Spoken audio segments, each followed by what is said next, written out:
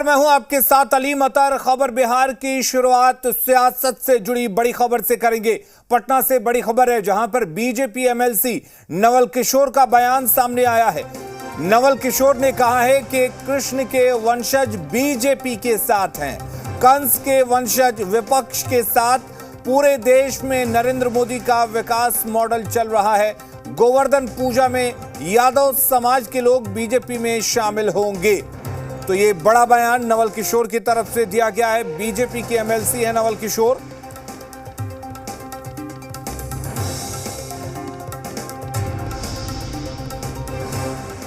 यादवों में भी कंस थे और कृष्ण थे।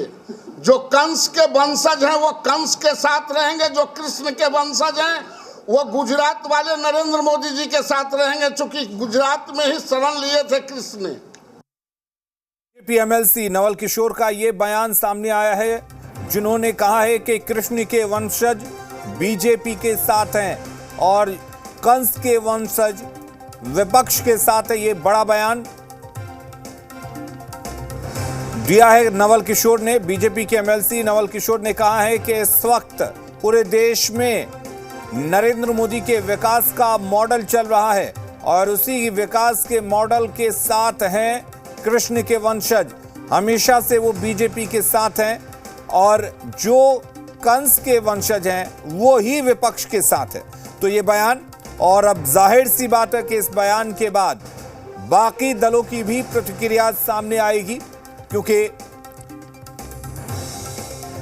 एक खास जाति को लेकर यह बयान दिया गया है और उस जाति को अपने पक्ष में बताया गया है, जिसके ऊपर राजनीति होती रही है।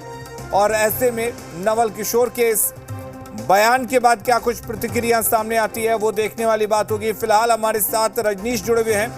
रजनीश, इशारा कहां है साफ समझा जा सकता है? तो क्या ये माना जाए कि उस वोट बैंक को बीजेपी अब अपने तरफ खींचना चाहती है? देखिए, अब बीजेपी मिशन 2024 की तैयारी में है। जो कुछ सामाजिक समीकरण है और अभी का जो गठबंधन है और जो मौजूदा स्थिति है, हालांकि ये स्थिति चुनाव तक रहेगी या फिर क्या कुछ उलटफेर होगा, राजनीति में अस्थायी कुछ भी नहीं है, लेकिन अभी के हिसाब से महागठबंधन का पलड़ा भारी है। और ऐसे में बीजेपी की ये कोशिश है कि दूसरे के भी जो वोट बैंक है उसमें सुनहमारी की जाए, अपनी स्थिति को मजबूत की जाए और साथ ही साथ अपना समीकरण उनका है वो तो इंटैक्ट रहे ही रहे। बाकी दूसरे जो सामाजिक समीकरण है वो जब जुड़ते हैं तो फिर पलड़ा जो है वो भारी होगा, क्योंकि 40 सीटों का सवाल है। तो ऐसे में एक बहुत बड़ी कोशिश ये है कि जो यदुवंशी समाज के लोग हैं, कल करीब करीब 20,000 लोग जो है, जिस तरह की दावेदारी है बीजेपी की, उनके अनुसार पार्टी में शामिल होंगे और राज्य के अलग अलग हिस्सों से अपने आप में कुछ जो क्षमता रखते हैं वैसे लोग जो हैं शामिल हो रहे हैं बीजेपी में। तो एक मैसेज देने की कोशिश है कि अब जो सामाजिक समीकरण है वो किसी पार्टी विशेष की वो उस तरीके से स्थिति नहीं है, बल्कि सबको साथ लेकर चलने की जो प्रतिबद्धता है बीजेपी की, सबका साथ सबका विकास, उस कड़ी में। और पार्टी का ये भी कहना है और जो तमाम इस मुहिम में जुड़े हुए हैं बीजेपी के नेता, उनका कहना है कि प्रधानमंत्री नरेंद्र मोदी की जो कार्यशैली और योजना है और केंद्रीय योजना है उससे प्रभावित होकर लोग पार्टी से। रजनीश, बिहार में वैसे जाति की राजनीति बहुत पहले से होती रही है, लेकिन जब से जातिगत जनगणना की गई है उसके बाद से ये माना जाए कि अब जिन जातियों की जनसंख्या ज्यादा है या फिर यूं कहें जिनका वोट ज्यादा है, उनको अब अपने पक्ष में लाने की कोशिशें खूब होंगी। देखिए, सबसे जो मेजर चंक है अति पिछड़ा का जो मसला है, इस पर दोनों खेमों की दावेदारी है और उस अनुसार कार्य योजना और उस अनुसार बातें भी कही जा रही है। और ज्यादा से ज्यादा लोगों को आरक्षण देने के दायरा का लाभ जो है वो महागठबंधन लेना चाहती है। दूसरी ओर आप देखेंगे कि बीजेपी के लोग भी सदन में किस तरीके से कह रहे थे कि अगर इससे ज्यादा भी आरक्षण के जो कैनवास है वो बड़ा कर दिया जाए तो बीजेपी को कोई आपत्ति नहीं है।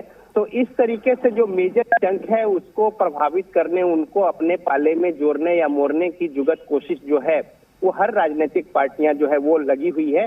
क्योंकि बिहार में ये शाश्वत सच है कि जाति के आधार पर ही जो वोटिंग जो पैटर्न है या फिर लोगों को अपने पाले में गोलबंद करने की मुहिम है। देखिए, जब राजनीतिक पार्टी टिकट देती है, जी। जब समीकरण बनाती है, जब आगे की रणनीति तय करती है, किसको कहां से कितना टिकट दिया गया, वो सिलसिलेवार जाति के हिसाब से जुड़ाती है।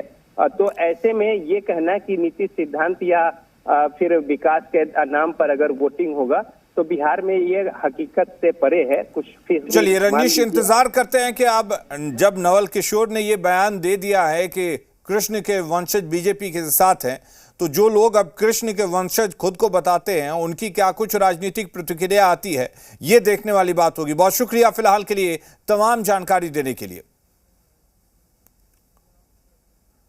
तो बिहार में बीजेपी मिशन